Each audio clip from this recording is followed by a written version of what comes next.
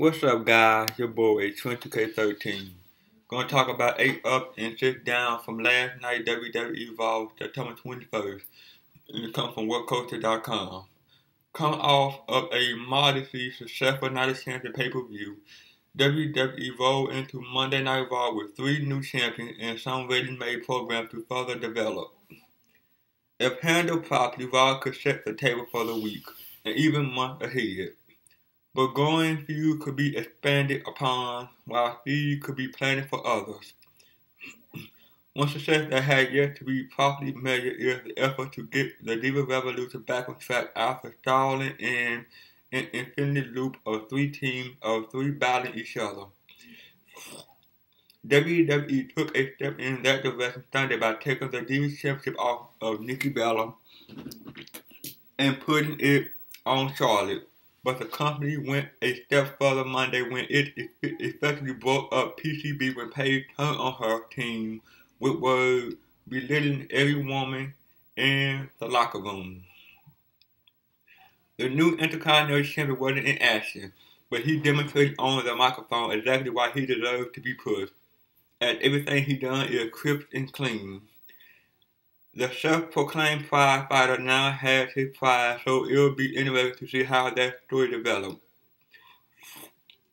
In the New Day, along with Xavier Woods, Trombone was in attendance, ensuring that fans were entertained.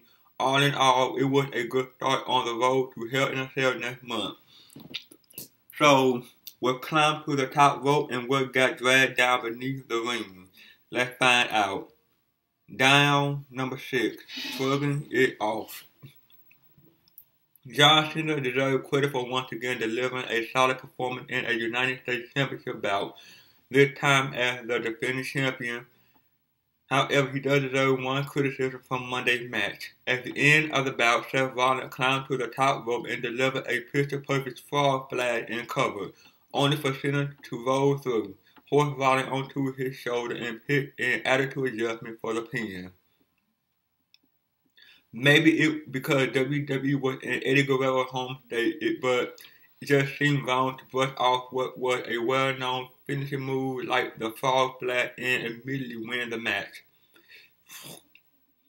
Had Cena kick out, stumbled to his feet and caught Rollins, or even turned the pin attempt into a small package, it would have been fine. Again, it's a small criticism from what otherwise was a fine match.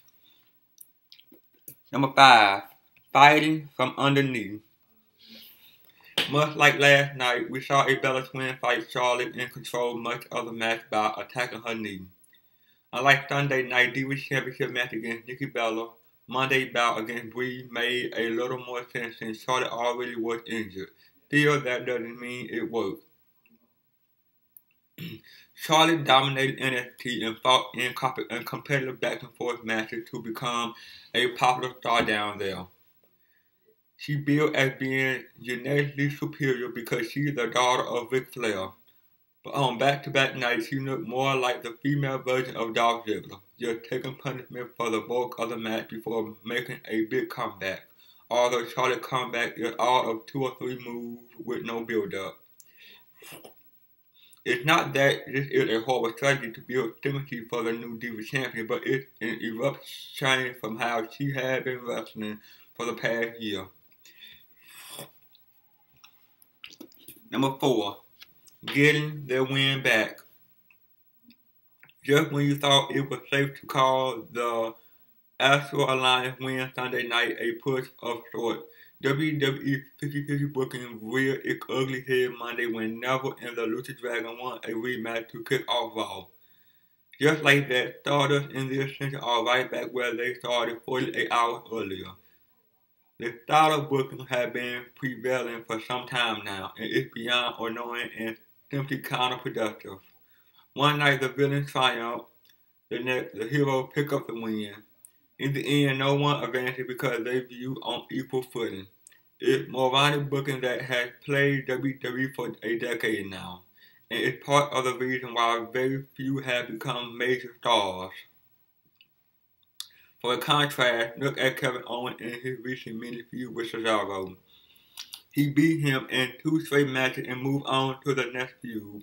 No trading wins Owens just bested him twice and then went on to win the Intercontinental Championship. String together a few more wins and he being pushed up the card. Number 3. Interchangeable part. As mentioned in the Night of Champions column, the fear with Chris Jericho returning and quickly jobbing to the Wyatt family was that the third man slot alongside Roman Reigns and Dean Ambrose would be filled by different guys until the right person came along. A day later, Randy Orton slithered into the ring on Raw to stand with Ambrose and Reigns against the Wyatt. This isn't meant to be a knock against Orton or question his motivation after being beaten up a couple weeks ago. It makes perfect sense, but it just feels like we being set up to watch Randy fall to the Wyatt family, leaving Dean and Roman to find another person. Then again, maybe Orton is the missing link, but if so, then WWE basically brushed him aside for a couple of weeks so they could bring Jericho back for a night only to lose.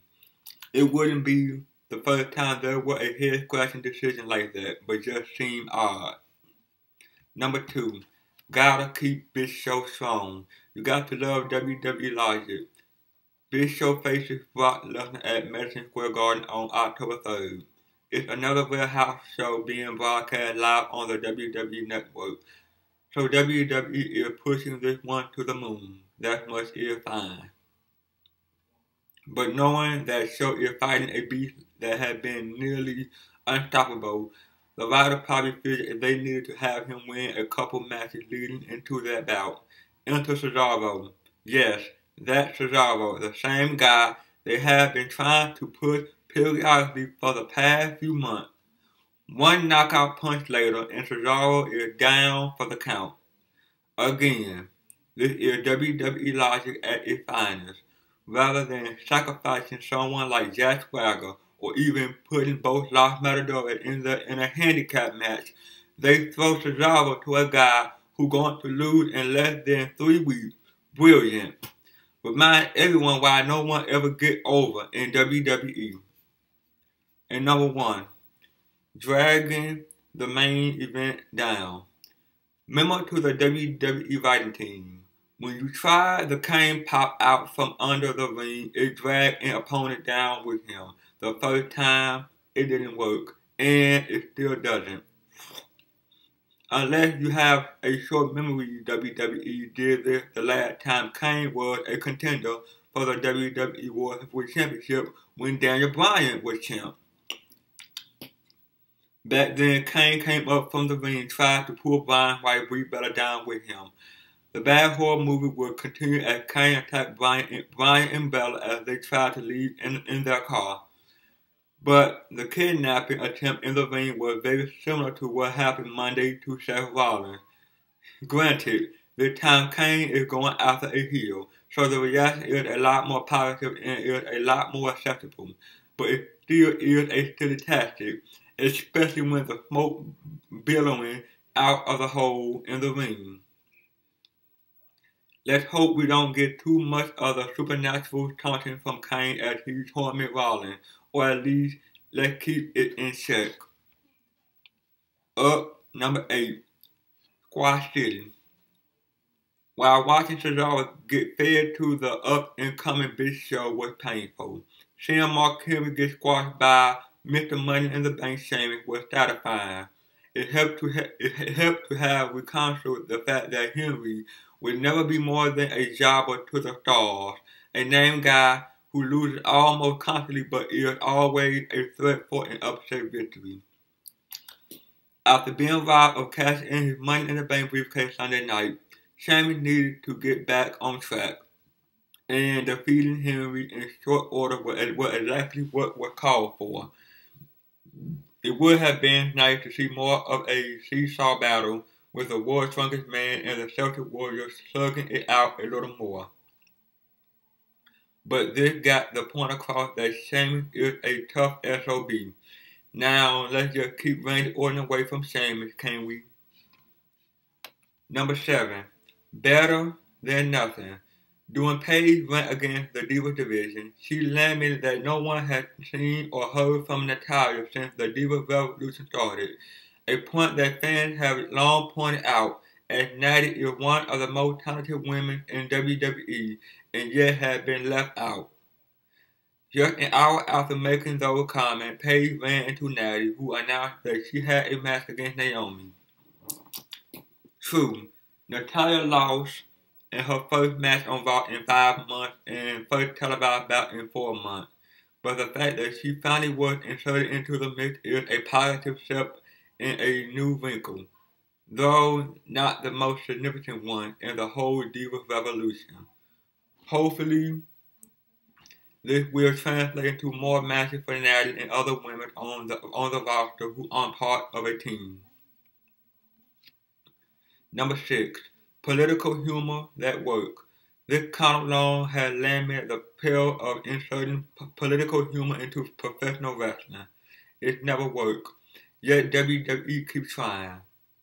However, WWE Tag Team Champion New Day used some veiled political reference, geographical awareness, and lighthearted humor to provide some laughs. The trio griped about the Dudley Boy putting Xavier Woods through a table when Biggie jumped on the fact that Raw was animated from the border town of Laredo, Texas, to draw a parallel. He immediately started talking about building a wall, a tall wall, mind you, around Dudleyville to protect everyone else, their laws, their value, and of course, their furniture. And just to drive the anti-immigration parallel home, Kofi Kingston said that together we can make WWE great again. A pin presidential candidate and WWE Hall of Famer Donald Trump's slogan, "Make America Great Again." The reason this worked is that it wasn't heavy-handed and New Day kept it light without trying to force the joke on everyone. This isn't the kind of thing that should happen regularly, but this time it clicked. Number 5. Bully, Jerk, Champion. Give Kevin Owens a title and a microphone and he becomes an instantly hated man. We saw this in NXT when he captured the NXT Championship from Sami Zayn 2 months into his stay there and immediately started sitting in on commentary, sniping and verbally cutting opponents down. But it's not in the same style as many other villains out there. Owens rarely yells, shooting to be smug, condescending, and intimidating usually toward the announcer. Monday we saw Owens walk out before the Ryback Bo Dallas match to sit in on commentary. From stiffening Michael Cole on a handshake to blowing off Brian Saxton, Kevin Owens was on point. At one point in the match, Ryback looked over to the announce table only for Owens to call out, "Hi Ryback, see my new title?" Time will tell if the coach of the Intercontinental Championship befalls Owens like it has so many others. But if WWE let Owens conduct himself much as he did while a champ in NXT, we could be in for some fun television. Number 4. Heartfelt emotion. You can't fake the emotion that Ric Flair and daughter Charlotte were exuding in the ring the past 2 nights. The tears both cried at Night of Champions were real. Winning a title might be predetermined, but that doesn't take away from the pride that a person has in carrying that title. Things carried over Monday night during Charlotte Divas Championship celebration. Nate delivered probably the best promo he given since coming back to WWE, talking about the joy of very first match, large crowd, world title, falling in love, and then noted that all of his accomplishments still didn't match up to seeing his daughter win the title Sunday. Charlotte continued the Mutual Admiration Society by talking about how she wanted to make her dad proud. Of course, the Flair family had its share of heartache with Ric's son and Charlotte's brother, Reed Flair, passing away 2 years ago at the age of 23. He also was a wrestler with a lot of talent. While that obviously was unspoken, it probably was in the back of both Flair's minds. Number 3. Matchmaker. Who would thought that the combination of New Day and Rusev and Summer Rae would work so well? New Day certainly has shown their ability to envelop anyone they in the ring with, but Rusev had been in free fall for a while, floundering in this love triangle, or is it a zombish soap opera? Deal. New Day successfully brought Rusev and Summer Rae into the fold, with Xavier Woods playing Rusev's theme on trombone. Summer flicking the slide while Xavier played, and some good tandem offense in the ring. They actually function pretty well together, which isn't something you can say every time WWE throws together these random combination of guys in different feuds. It was entertaining enough that matching them back up in the future might be worth it. Anything that decreases the focus on the soap opera storyline. Number 2, Mr. Split Personality.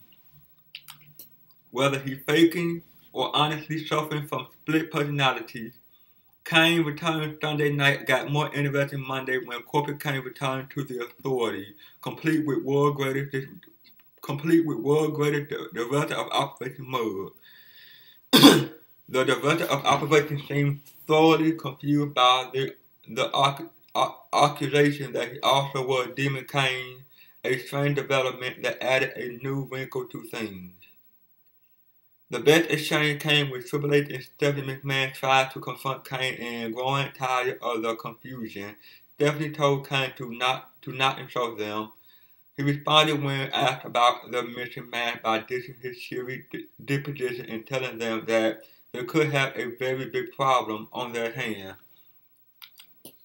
That sudden switch in delivery resurfaced later when Kane went from cheerfully telling Seth Rollins that he would face challenges for his WWE World Heavyweight Championship to noting that they would include people he couldn't even imagine in his worst nightmare. But now, this new development could prove interesting. At worst, it's better than what was initially presented.